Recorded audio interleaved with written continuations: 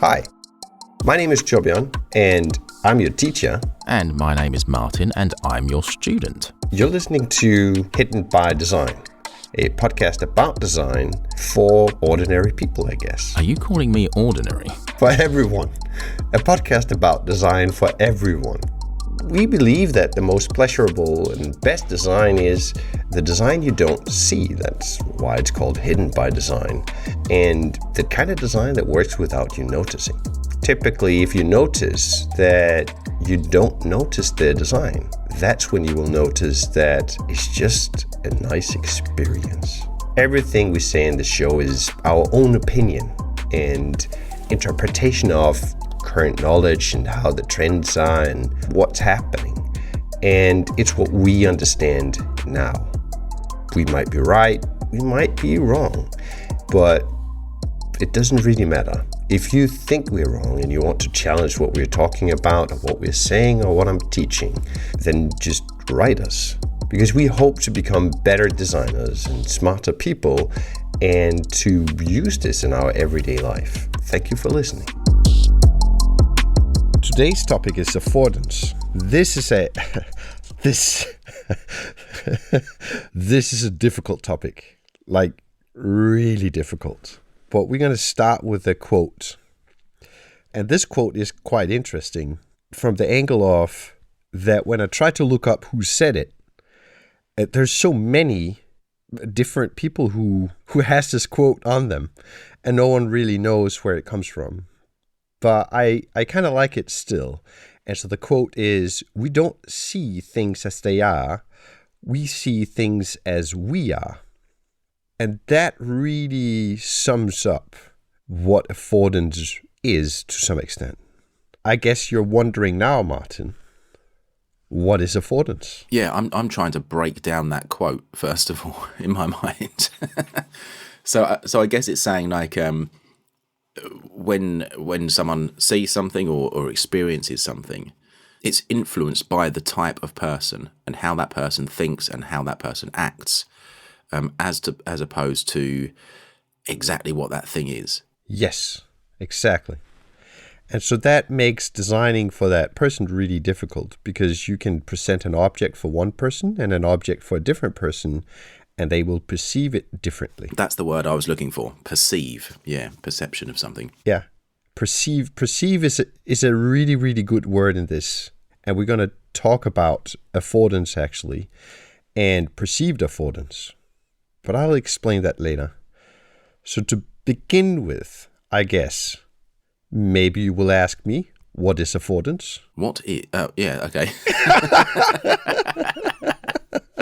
So I have an obvious question then to Mr. Torbjørn Sorensen. Please could you furnish me with the answer to what is affordance? I'm glad you asked, Martin. I tried to really, really put it down as simple as I could without the true complexity that lies in it. But the essence of affordance is when an object, by its attribute alone, tells the actor how it should be used without other instructions than the object itself. Can you give a really obvious example in the real world? I'm going to go through an example of a wall later, but just to reveal a little bit, right? So if you walk in the desert and there's a wall in the middle of that desert, then the attributes of that wall is that you cannot go through it. So you go around it instead, right? So the wall affords going around it if you know that your goal is on the other side. I think that's the closest I can get to something that's like naturally. The term affordance was first coined by a guy called J.J. Gibson in 1977. And actually he talked about, like, as we talked about last time, where you asked, can you design for animals? Yes. And can these relationship between environment and object and actor, can they be, for animals? And that's like, originally affordance was by Gibson, and he said the affordance of the environment are what it offers the animal what it provides or furnishes, either for good or for ill, right? So he's explaining that that the animal and the environment that the animal is in is what makes the animal act in a specific way. And then Don Norman, I'll just get through all of this boring bit really, really fast, is saying that an affordance is a relationship between the properties of an object and the capability of the agent that determines just how the object could possibly be used. If you look online, there's so many different interpretations of these different ways of perceiving this. I'm trying to just get to the simplest explanation of it. So if you take these two things, is that affordance don't have, as we talked about last time with dark design patterns, affordance don't have, it's just an expression of how an object could be used. And the shape or the properties of that explains how it should be used. There's one more things to be aware of before we actually go a little bit further. And this is going to be the last kind of quote I'm going to do. Then we're through with it. And that's something called signifiers. And so affordances define what actions are possible. Signifiers communicate where the action should take place. And that's something Don Norman said as well. I'm a huge fan of Don Norman. Do you have any questions to any of this? I must admit, it's taking me longer to get my head around the opening section of this episode than it is the first episode. Yes. But I'm making notes and I'm reading them over and over to try and get it in. So I did some Googling as well and found a quote that's probably by, I think it's actually just the dictionary definition. And it says the quality or property of an object that defines its possible uses or makes clear how it can or should be used. Yes. So it says we sit or stand on a chair because those affordances are fairly obvious. Yes. You don't pick it up and put it in your ear because that's not the obvious thing to do with it. Exactly. Here's the kicker, right? The quote of the day with it's like we don't see things as they are, we see them as we are. And that's where a chair really, depending on who views it, you can perceive it different. So let's use the chair and let's go back to last time where we talked about the environment, the actor, and the object. Affordances, in order to understand an object, you have to understand yourself. And you can only understand yourself if you understand the environment that you're in and your place in that environment. So if you're a grown person and you're in an environment that will be your living room, right? Then you look at the chair and it affords sitting because you understand your own size in that environment and you understand the structure of the chair, and you don't need instructions to be able to see that you can sit on it. However, if you're a toddler and the chair is so big that you can barely see over it, then it doesn't not afford sitting because as a toddler, you understand yourself differently. However, for anyone who had a toddler, you know that they see the affordance of the chair differently. They see it as a ladder where they can climb to high places. Yes. We've all been there seeing our children standing on the table or in the window or somewhere where they're not supposed to be standing with the help of a chair. And I guess that's one of the things so the chair can afford different things depending on who you are. Could it be something to do with, so the example I was thinking of was if someone walks into a living room and they see a big comfy chair in there and they think, I might take some time to relax and just put my feet up and have a nice comfy sit down. But someone else could walk into that room and think, well, I've actually got quite a lot of things to do today.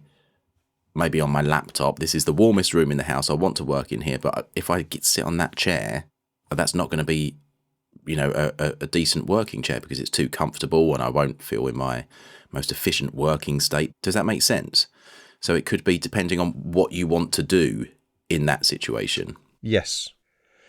So typically, and this is when, affordance and design. So that's a really, really good question, because that's when design comes into the picture, really. Because all actors will have a goal or a target or something that they need to do.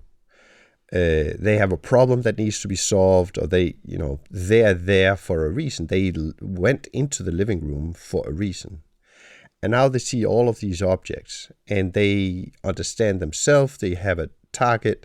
So, the toddler would go into the living room and see something interesting on the table. They look around for stuff to solve that problem of getting to the top of the table to see what's on top of that table.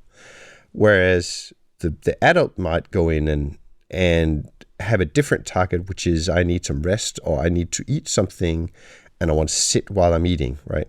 And sometimes it can also work the other way around, right? You enter a room and you see stuff, and then you get a goal based on that. It's like you discover a problem you didn't know you had before you entered the room and saw the object that affords sitting.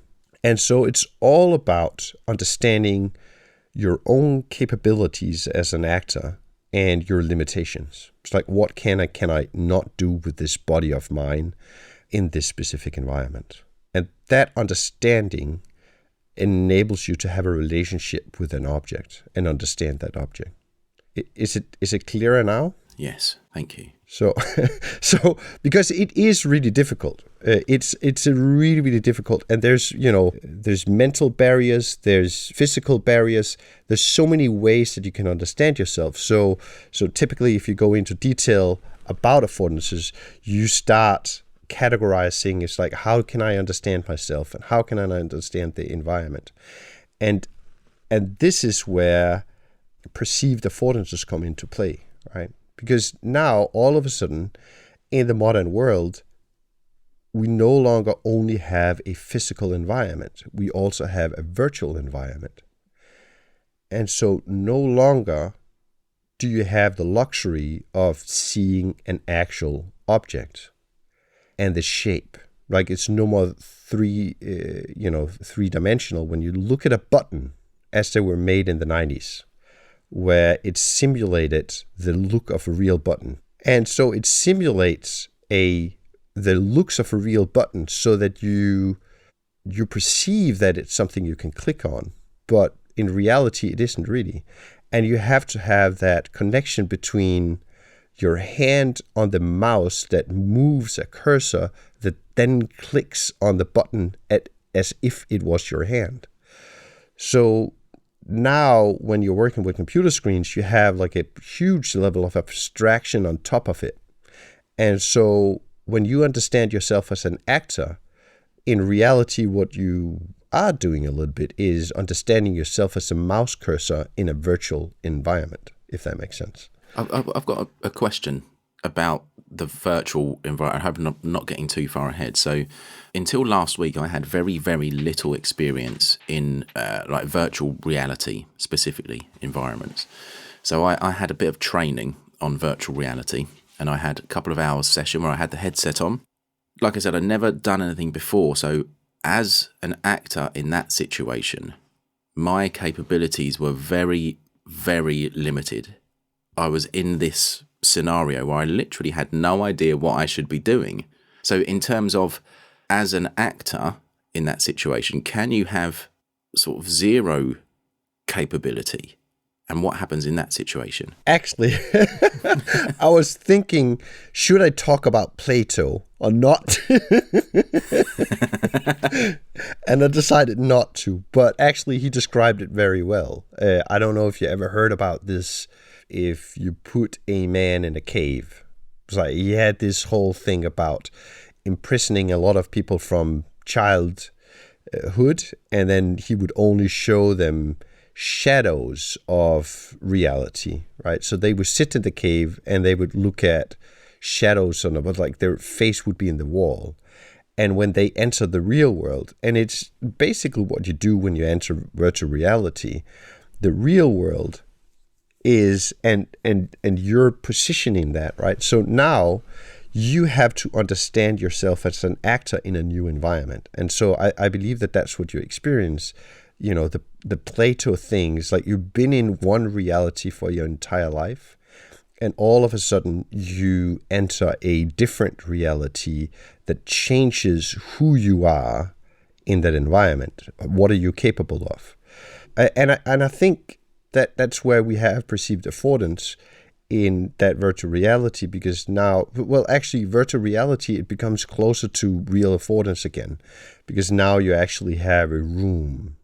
But you're right that the environment is different. And you don't know if it's like, so in some cases you can fly, and sometimes you can walk around. Sometimes all you can do is look around. Mm-hmm. And so it depends on the application that you're in, who you are, and how you relate to that environment, which makes affordance difficult to design. So that was actually quite a good example. So before we just go on to my example, because I really want to talk about that wall in the desert, and so we can talk about signifiers one last time, right? So signifiers, I can't remember. Did I say what signifiers were? You said affordance is like to do with what actions can take place, and signifiers is where those actions take place. Yes, exactly. And so signifiers, in reality, it's like what they do is just enhance or make the affordance visible and actionable. One of my favorite examples. So there's a child and a chair, which shows a little bit about, the difference in perception of yourself and the environment and the relationship with an object. And the other one is the man walking in a desert and having a goal of reaching a water hole. You're at the top of the hill, you can see the water hole, and you start walking towards it. And all of a sudden, there's a wall, big long wall. And as a human being in that environment, you understand that I cannot pass through this wall. I have to do something, which is walk around, because I know that on the other side, the water is there. Now, if we built a hole in that wall, and then depending on the size, right? So now you understand yourself as an actor in the desert at a specific size. You understand your own size. And so if you see a hole that's as high and big as you, it shouldn't be a big problem for you to understand that you can walk through that hole. Now, if the hole is child-sized, then a child will say, I can walk through that hole in the wall. And you, as a grown-up, will say, well, I can crawl through that hole in the wall. If we want to add signifiers to the hole in the wall, which will make it more apparent, we could add a light around it so that the door lights up, right? You put lights on it. And then we could add lines of LED lights that turns on and off so that you get this landing strip where the light moves towards the door, right? So now we add signifiers so that I can't miss that the door is there. I see the door and I understand what I should use it for. And so I walk through it and get to the water hole. This is the most simple example I can come up with about what affordances is. I like that because it was really giving me specifically because of when you said landing strip, that obviously said to me, so the runway, when an aeroplane is coming down, sort of indicates what actions can take place on that I can land the aeroplane on that runway. And the signifiers there would be the exact example you used there, the lights on the landing strip. Exactly. It's becoming clearer. You're a good teacher. Thank you. I'm really, really trying to make this very simple. And if you dig into it, it's a super, super interesting topic. I find it very difficult because it is about human nature and how we act, and that understanding of self is just really complicated. So can I just repeat what affordance is? Yeah. Affordance is when an object by its attributes tells the actor how it should be used without other instructions than the object itself. So that is the essence. I think I've got another question, if that's allowed. So when an object by its attribute alone tells actors how it should be used without instruction, if that's how it should be used without instruction, are signifiers an instruction? Oh, that's a good question. Yes, you can say that that's an instruction. So the affordance is, if you don't need signifiers, so you look at the object and you can understand how it should be used. And then you add signifiers to enhance that. So that is instructions. But the affordance itself doesn't need any instructions. But as a designer, you want to enhance that. So that's why when you have a door and you see a lot of people trying to pull it, you put a sign on that says push. And then that's the signifier. So kind of making it more obvious for the user. Making it more obvious, exactly. Signifying the use and enhancing. And so now when we talk about these things, we're starting to work with something that's called conventions. And I was planning on actually doing that as a next episode, but I think before we do that, we want to talk a little bit about the brain and how that works and how human beings work, because that's going to make it easier to understand conventions. So I think that's going to be the next topic for next time, is going to be, how does the human brain work? How do we think and remember and in general work, like when we see things in the world? So how do we get to a point where we understand ourselves in the world? Because that's to the question you just asked, that's where conventions come in. Your previous understanding about how other objects work, and then you put that on top of, that new object. So for example, you have to understand how to read before you can read the word pull. As soon as you've tried one door, you now have an idea about how doors work in general.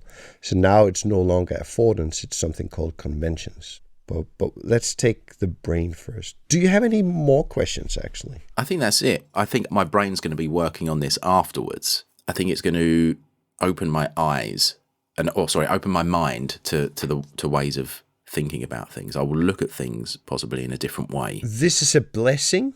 As when you do this, it's a blessing when you look at the world, and it is a little bit a curse sometimes. All right, but next time we're going to talk about the brain, how human memory works, how we process data, how we understand data, and why it's impossible to walk and talk at the same time.